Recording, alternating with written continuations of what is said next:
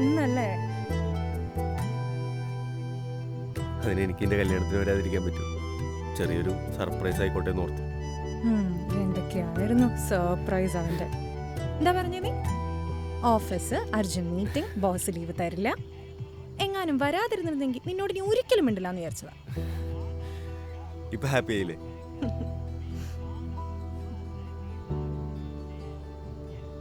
നീ മുടി വെട്ടിയില്ലേ? എങ്ങനെയുണ്ട്?